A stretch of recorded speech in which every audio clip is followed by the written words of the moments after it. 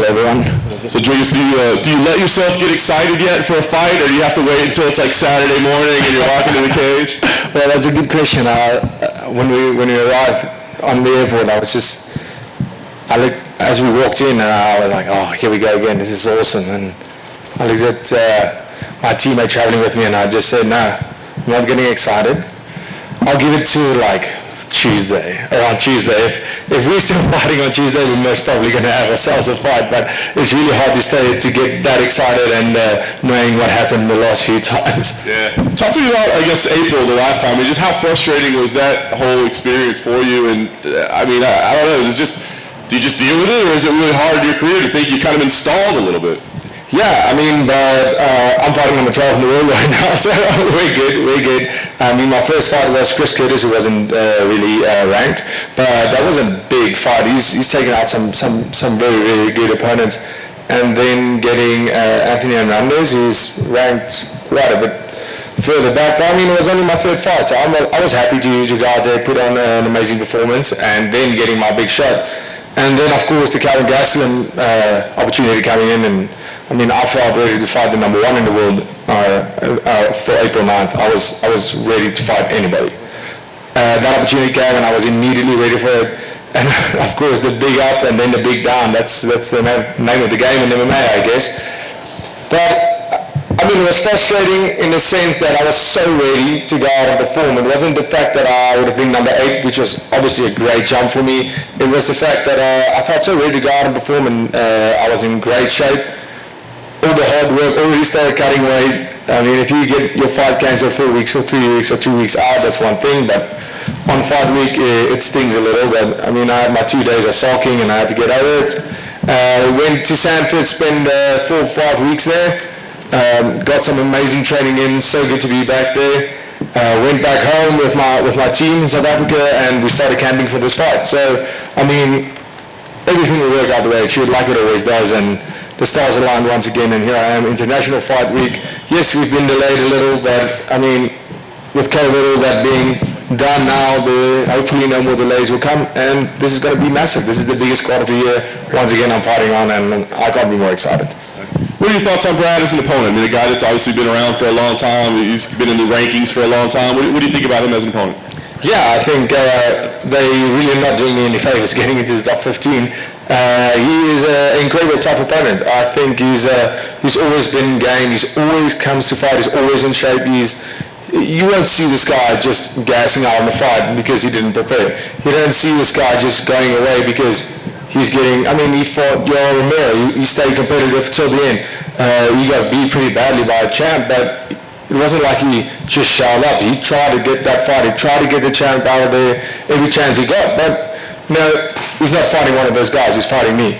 He is an incredible fighter. I think he's always has been, but I do think he's never quite progressed. If you look at his age, if you look at all of his fights, if you look at from day one to now, not a lot of change happening in his style. He's not going to shoot for the takedown, is he? No. He's not going to start to strike more strategically. No, he's going to come out there and bang. It's traditional Muay Thai style, trying to throw the heavy leg kicks. That's what he's going to do. He's always fought like that, and it's worked for him, and it hasn't worked for him, but no, that's the way he fights. He's not going to change anytime soon. So respect to him. He's an amazing athlete, and he's a really, really tough fighter and a great gatekeeper, but there's a new generation coming through. Last thing for me, I'll ask you, I mean, what's the goal here? Like, obviously you want to win, but, you know, with this year away, do you feel like you got to do something spectacular, like regain some momentum that maybe you lost, or is it just, you know, beat a ranked opponent and see where you end up? Like, what's the goal for you? Yeah, to be honest, it doesn't even feel like a year for me. It feels like just the other day I was sitting there with you guys, the exact same arena, International Fight Week. I don't feel like I've lost any momentum. I mean, in training, my mindset has been prepping for fights for the whole time. So, I mean, it's not like, in my mind, this is fighting 2 months after my last fight. I don't feel that I've been out of the cage for a year at all. I don't feel that I lost any momentum. And any momentum lost, anybody that might have forgotten my name, let me remind you, it's Dricus Du Plessis. And everybody will be reminded again on Saturday night. Dricus back here. All the way back here. Oh, how's it going? But one good thing about being out for a year is it gives you a lot of time to evolve and improve in a lot of ways. So how do you feel like you have evolved the most over this last year while you're waiting to get back in the octagon? Yeah, absolutely. I think if you just your mindset in terms of who I fought and who I'm fighting right now, that alone, being considered as the guy to fight Calvin Gastelum already tells me everything I need to know of what the organization, what everybody thinks, what my worth is, where I need to be fighting. I've had 2 fights in the UFC. Being able to, the UFC calling it on me to say, listen, will you take that Gastelum fight? That already tells me what I need to know. They also think I'm a future champion.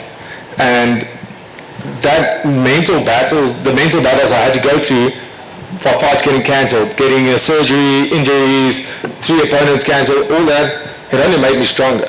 And that is only the mental part. Physically, watching fights, seeing the sport evolve as you watch these events. I mean, if you look at the past few events, the guys are just incredible. And that just motivates me to step it up. It motivates my whole team. It motivates every part of me to know and see where the sport is going, firstly, and secondly, knowing and seeing that what we've been doing is growing in the right direction. And what does a win over a guy like Brad do for you? Like, it builds back, continues your momentum, but where do you think this puts you in the division with the victory on Saturday? You know, in my head, obviously the goal is to be the champion. 100%, I have no doubt that that's where I'll end up. But Brad Tavares is my 3rd fight. He fought easy on his 3rd fight. He fought the champion. The champion did beat him, but he didn't get him out of there. So I'm not saying I'm going to go out there and be reckless and just try and do something spectacular. I'm going to do what I do. The way I fight is always exciting. Always has been. I'm going to go out there and try and be me. I'm going to go out there and fight and get Brad Tavares out of there before that 3rd round bell goes. I don't want to leave this to the judges. It's not my thing. And I want to do what the champ, in under 3 rounds, what the champ couldn't do in 5. And then last thing for me, your goal is to get to the title, and the main event of this card is for the title in your division, Israel Adesanya versus Jared Cannonier. Curious to get your thoughts on the fight and who you think will come out of that one with the belt. Yeah, absolutely. Amazing fight. Both guys are incredible in their own way. Jared Cannonier going from heavyweight, a big heavyweight, to light heavy, 185. Incredible shape. He's just a beast of a man. He is really, it's inspiring, his story, the way the things he's done, and working his way up, especially if you look at his age, working his way up against all these youngsters, all these guys that are young and hungry, and he just keeps that hunger inside of him. It's amazing. Then of course the champion, there's no denying how great he is. I think it's an amazing matchup. I honestly just see Izzy being too slick, being too quick, and Cannonier is a great striker. He hits hard, and listen, anything can happen. If he catches you, you're in big trouble. But I don't believe he has the wrestling to neutralize the stand-up of the champ. And I think the champ is going to be too long, too slick, and just too calculated for him. Hey, Dricus over here. Just to piggyback off that question, Israel is about a 4-1 betting favorite going into this fight. Do you think the odds are a bit off there? Because Jared obviously has some serious knockout power.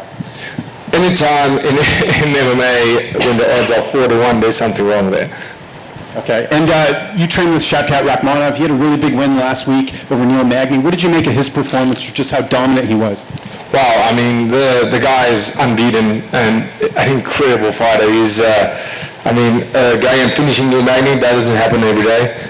He is an incredible wrestler. He's an incredible grinder, and he just sink that guillotine in. It wasn't that his opponent was tired of shooting desperately. He just took that guillotine. He didn't wait for it. Definitely somebody to watch. And speaking of someone to watch, what's been the support from the South African fans going into this fight? It's one thing to fight on a UFC card, but to be on International Fight Week, the spotlight's even bigger. How much has that sort of, given you a nice boost going into this fight? Absolutely. I mean, after the 2 fights, it just grows and grows and grows. And South Africa couldn't be more excited. It feels on the same day that we're fighting. The Springbok rugby team is playing, and I know they're going to get that win, and then I'll be carrying on that momentum. So the whole country is already excited, and this is basically 2 Springbok World Cup games happening in one. It's the Springboks playing and then I'm going to bring it home for the country, and everybody is so excited. Places are booked out. People are doing watch parties. It's going to be massive, and people are just getting more excited for every event and every event. And I'm really excited about that. Dricus back here. Hey. Way over here, right? I saw that you referred to that. Will you have any of the coaches from Sanford in your corner, or is it just the CIT team? I've been working with Sanford for quite a while. I go out there as often as I possibly can. The first time I went was like 4 or 5 years ago, but with COVID I wasn't able to go there for 2 years. So after the fight got cancelled now, in April we went, I spent some 4 or 5 weeks at Sanford, and I'm really well acquainted there, and we do a lot of cross-training with Sanford. That's basically what we do in cross-training between CIT and Sanford. But my team, they got me ready for that I camp with is CIT, and will be in my corner. Following you on social media, how many times did you go back and forth from the States to South Africa and back in this camp? Oh, luckily I just, after the fight I stayed for a couple of weeks, like I said, and then went back to South Africa, camped there, and now we're back here. So it's basically, I just went back, did my camp, flew back in. And then my final question, you referred to it, we have an African-born champion in Adesanya headlining the card. You've talked about it, your own hopes to see UFC Africa and being a part of it. I mean, does it feel more motivating when you see, the impact of Ngannou and Usman and being on the undercard now of one of those champions? Yeah, I mean, for me, my fight got moved up to the prelims, if I'm not mistaken, and that's great. It sucks that I have to celebrate being on the prelims, but I said this for the first fight. My first fight was on the main card, but it was a much smaller card. Second fight, prelims, great. Conor McGregor, Poirier 3, and here I come, massive fight card, early prelims, enjoy that. And I was like, well, if I get a knockout, will they put me on for a pre-prelim fight? But well, moved up to the prelims, and I guess if they want to keep me there, go for it. I mean, I'm getting the exposure I need. Fighting on the big cards is what I want, and I'm just going to keep on performing. And at the end of the day, that performance is going to get me to the main card. And I mean, I don't know what else I can do, but I'll just keep on performing. That's my job, to get in there, fight, get a performance, and perform the way I know I can and like I have been doing. Motivating me, they don't motivate me. I motivate me. Fighting for my country, fighting for myself, coming from South Africa, that motivates me. Seeing that African-born champions is a thing in the UFC motivates me 100%. But I'm self-motivated. I'm motivated by carrying my country's flag, knowing that I live in that country, knowing that that is the country I represent. 100%, I am part of that country every single day of my life. And I'm coming over here and I'm representing them, carrying that flag, and it's an absolute massive honor. It's a big responsibility, and with that responsibility is just so big that it makes me feel big. It makes me understand the magnitude of this situation and how important it is for me to perform, and I love that because that makes me perform.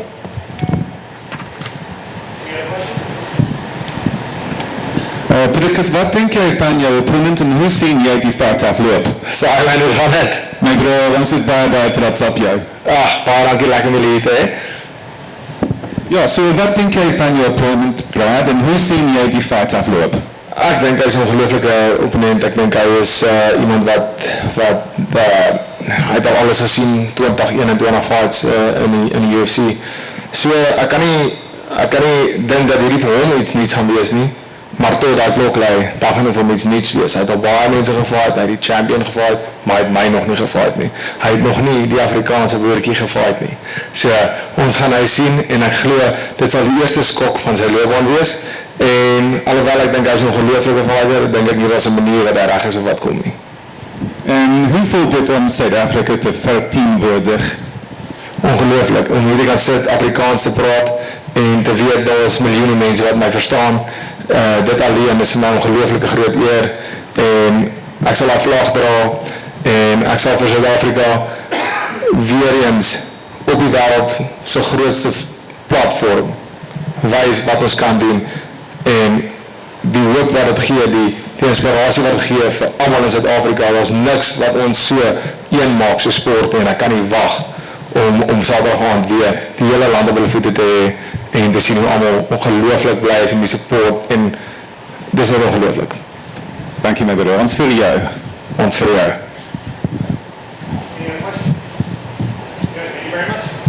Thank you guys.